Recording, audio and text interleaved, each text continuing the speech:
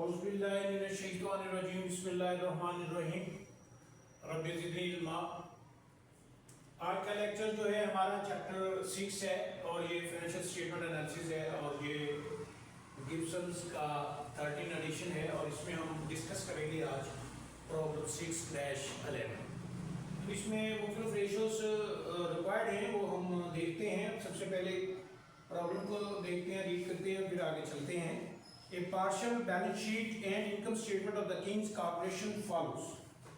तो ये एक बैलेंस शीट पार्शल दी गई है और इनकम स्टेटमेंट भी इसमें एसेट्स दिए गए हैं, करंट हैं, कैश, मार्केटेबल सिक्योरिटी है, trade receivable less loans, inventory, LIFO है, मेथड यूज कर दें, प्रीपेड एक्सपेंसेस, ये टोटल करंट एसेट्स आ गए। लायबिलिटीज में देखें तो ये करंट लायबिलिटीज हैं, नोट पेबल है, ट्रेड अकाउंट्स पेबल है, नोट्स पेबल है, क्रूड्स हैं, इनकम टैक्स पेबल्स हैं, करंट मैच्योरिटीज हैं और लॉन्ग टर्म डेट्स और total current liabilities. Next income statement है गिवन, सेल्स है, मिसलेनियस इनकम है और कॉस्ट एंड एक्सपेंसेस है, कॉस्ट ऑफ सेल्स गिवन है और सेलिंग एंड जनरल एडमिन के हैं, इंटरेस्ट एक्सपेंस, इनकम टैक्स है और ये नेट इनकम गिवन है। नोट में ट्रेड रिसीवेबल्स एट दिसंबर 31, 2010, क्योंकि ये जो बैलेंस शीट और इनकम स्टेटमेंट जो है वो 2011 की है और 2010 की जो है इनके एंडिंग बैलेंस जो उसके ओपनिंग बनेंगे वो गिवन है, क्योंकि कैलकुलेशन पर्पस के लिए हमें ये जरूरत पड़ेगी। तो यहाँ जो है ट्रेड रिसीवेबल 2,80,000 है नेट है और इसमें से अलाउंस 8,000 है, अगर इनको जमा करें तो जो 2,88 और इन्वेंट्री भी दिसंबर 31, 2010 बाद वो कह रहा है कि 5,65,000 है। तो ये हमें पार्शल जो है हमें डाटा दिया गया है और 1 by 1 जो है रिक्वायरमेंट्स हैं। तो फर्स्ट रिक्वायरमेंट है इसमें कंप्यूट द फॉलोइंग, जो रिक्वायरमेंट्स है ए से आई तक, तो ये 1 by 1 हम इसको डिस्कस करते हैं। तो इसमें सबसे पहले है वर्किंग कैपिटल। वर्किंग कैपिटल जो है हम देखते हैं नंबर 1, ए है required working capital. Working capital का फार्मूला जो है वो है current assets minus current liabilities.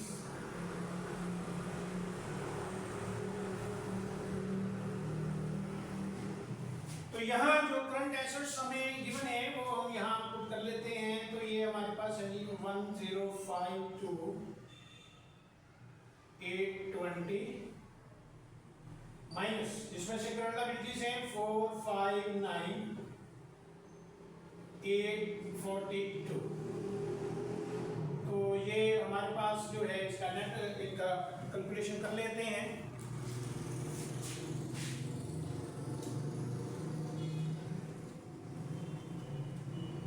इसको माइनस किया तो ये हमारे पास आ गया 592,978।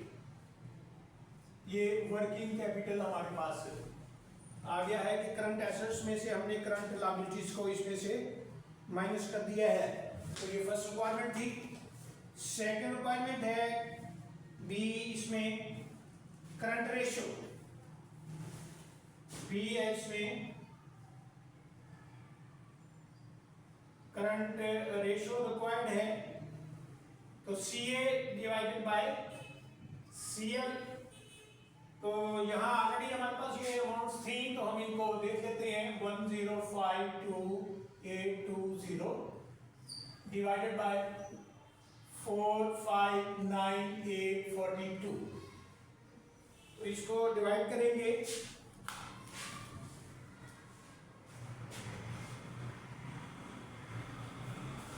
तो ये आ गया जी 2.29।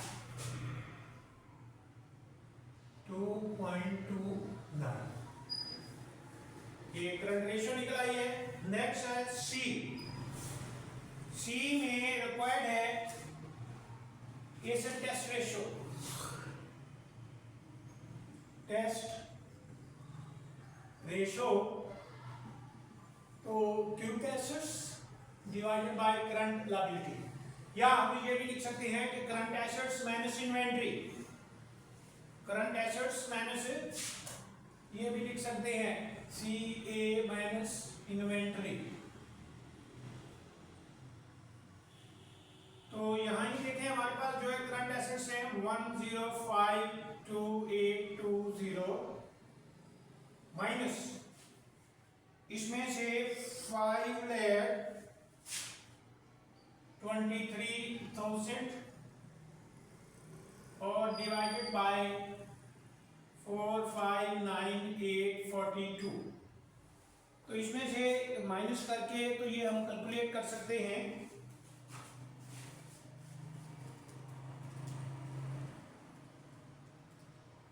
तो ये हमारे पास आ गया जी 1.15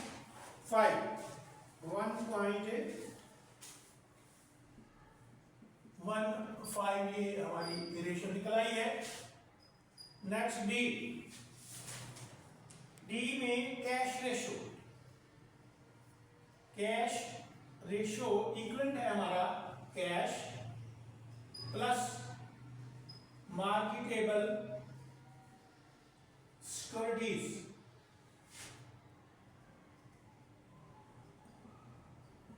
डिवाइडेड बाय CL। तो यहां अगर हम देखें तो कैश हमारे पास है 33,493 प्लस 21,5,147 और डिवाइडेड बाय वही करंट लायबिलिटीज ले लेंगे 4,59,842। इसकी भी कैलकुलेशन करते हैं।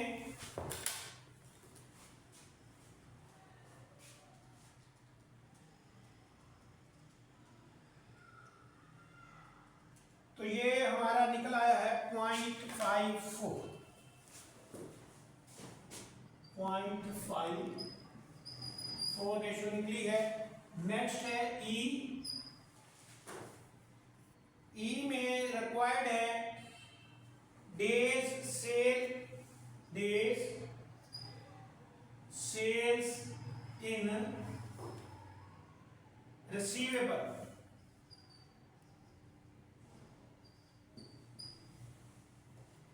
डेज सेल इन रिसीवेबल, तो ये ग्रॉस लेंगे। ग्रॉस हमारे जो है यहाँ gross account receivable divided by net sales divided by 365। तो यहाँ ग्रॉस जो है हम लेंगे तो ग्रॉस में अब ये देखेंगे यहाँ हमारे पास जो है इसमें अलाउंसेस जो है 6,000 इसमें से माइनस हो चुकी हैं। इनको 6,000 को यहाँ जमा कर लेंगे। 2,55,000 है और प्लस 6,000 है और डिवाइडेड बाय सेल आ जाएगी 30,50,600।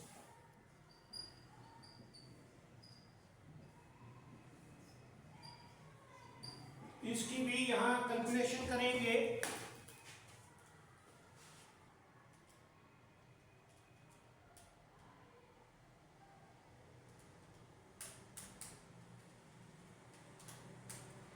तो ये हमारे पास जो है इस वक्त अमाउंट इसकी निकल आई है 31.2 डेज। ये ई रिक्वायरमेंट थी। अब नेक्स्ट एफ रिक्वायरमेंट चेक करते हैं। एफ रिक्वायरमेंट है हमारी account receivable turnover in days. तो यहां जो है हम जो है इसकी कैलकुलेशन कर रहे हैं। तो यहां ये एवरेज हमारे पास ग्रॉस रिसीवेबल्स आएंगे। Average gross receivable divided by net sales 365। तो यहाँ बेसिकली जो है हमारे पास ये ओपनिंग भी दिए गए हैं और एंडिंग भी, दोनों को जमा करेंगे और 2 पर डिवाइड करेंगे तो ये निकलेगी। अब इसमें जो ओपनिंग हमें दी गई है नीचे नोट में वो है 2,88,000 ओपनिंग, और एंडिंग जो है ये 2,55 और 6,000 और इसमें जमा कर देंगे तो ये आ जाएगा 2,61,000 डिवाइडेड इसकी सेल है 350,600,365। तो इनका जो डिवाइडर था वो 2 है क्योंकि एवरेज लेनी है। तो इसकी भी जो है हम यहाँ कैलकुलेशन करते हैं।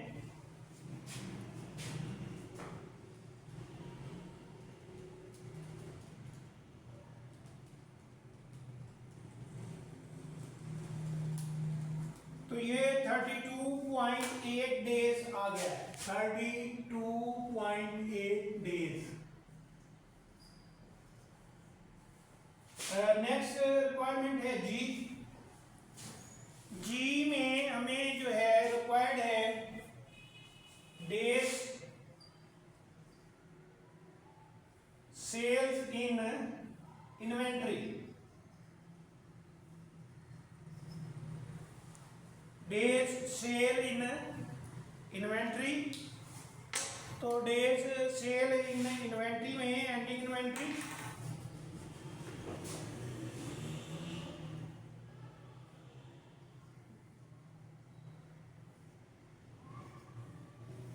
divided by cost of sales divided by 365। तो यहाँ ये देखें एंडिंग इन्वेंट्री यहाँ हमें जो गिवन है इसमें क्वेश्चन में, तो वो है जी 2 इसमें है 5,23,000 divided by cost of sale 21,85,100 और डिवाइडेड 365। तो इसकी कैलकुलेशन करेंगे।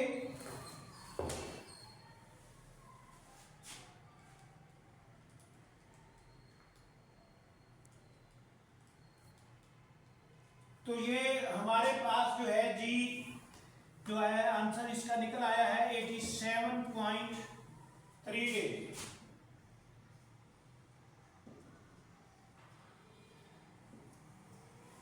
जी नेक्स्ट एच, इसमें जो नेक्स्ट हमारे पास जो चीज रिक्वायर्ड है inventory turnover in days, inventory turnover in days, inventory turnover day in days. तो यहां हमने एवरेज इन्वेंट्री लेंगे, average inventory divided by cost of sales या सीजीएस। तो यहां ये देखें कि हमारे पास यहां जो है ओपनिंग और एंडिंग जो है गिवन है, नोट में ओपनिंग गिवन है, नोट में है 5,65,000 और एंडिंग जो है 5,23,000। 2 पे डिवाइड कर देंगे और CDS 185,100 और डिवाइडेड 365। इसकी कैलकुलेशन कर लेंगे सारी की।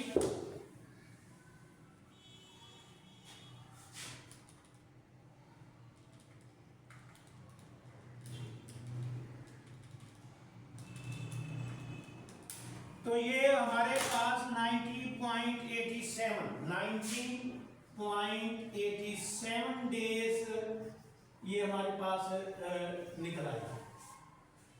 नेक्स्ट हम इसमें जो है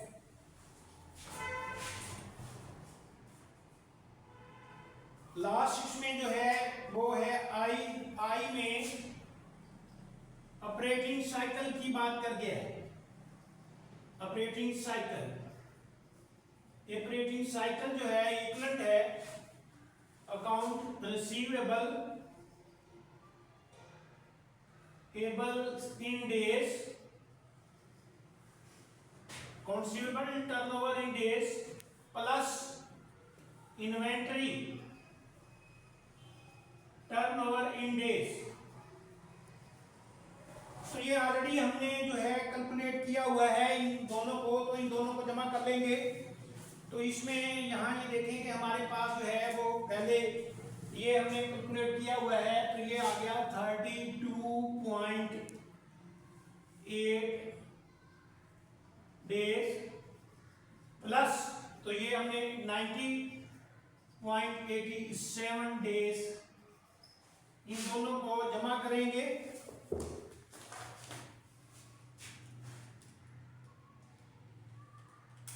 तो ये हमारे पास आ गया है 123.67 डेज।